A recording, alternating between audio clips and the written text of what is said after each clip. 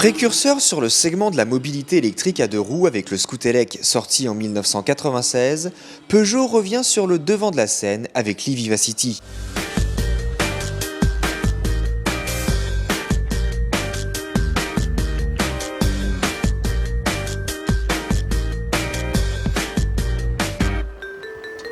Conçu sur la base du scooter thermique éponyme, cet e-Viva fait tout comme son cousin, comme nous le confirme Olivier Cianelli, directeur commercial de Peugeot Scooter France, que nous avons rencontré lors du Salon du Scooter de Paris.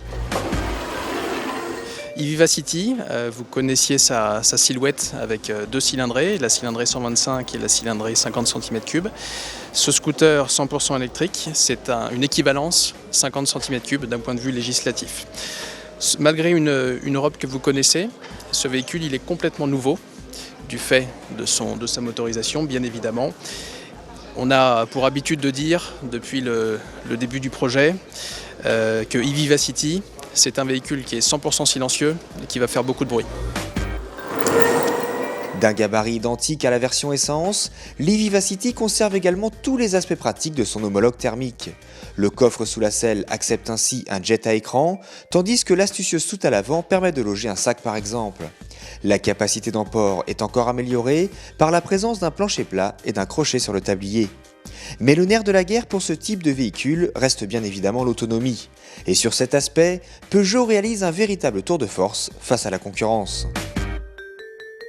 Ce qu'il faut mettre en avant en premier lieu, bien évidemment, c'est l'autonomie de ce véhicule, puisqu'avec e-Vivacity, vous allez pouvoir parcourir à 45 km/h 60 km. Ce qui est inédit pour ce type de véhicule. Alors nous sommes ici sur des batteries au lithium-ion. Rappelez-vous le Scootelec d'il y a 15 ans, nous étions sur une technologie complètement différente. On était sur du nickel-cadmium. Le lithium-ion offre beaucoup de qualités en termes de recharge, mais aussi de tenue dans le temps et de poids. Pour profiter d'une telle autonomie, il vous faudra patienter durant les 8 heures de charge et disposer d'une prise à proximité puisque l'e-Vivacity ne bénéficie pas de batterie extractible. En mode standard, les accélérations sont franches et linéaires jusqu'à la vitesse maximale de 45 km/h. 3 autres modes peuvent être sélectionnés depuis le tableau de bord digital, un mode éco limité à 25 km/h, un mode piéton pour avancer en poussant le scooter à la main et une marche arrière qui s'avère bien pratique. Pour se faire entendre, ce scooter propose un deuxième avertisseur sonore spécifique en lieu et place du démarreur électrique. Pratique, ludique et écologique, le Peugeot e-Vivacity est surtout très économique. L'intérêt majeur de ce type de véhicule, c'est son coût à l'usage. Aussi bien en termes de carburant, l'électricité vous coûtera beaucoup moins cher. Pour vous donner un ordre d'idée, un plein sur ce véhicule, c'est 40 centimes d'euros.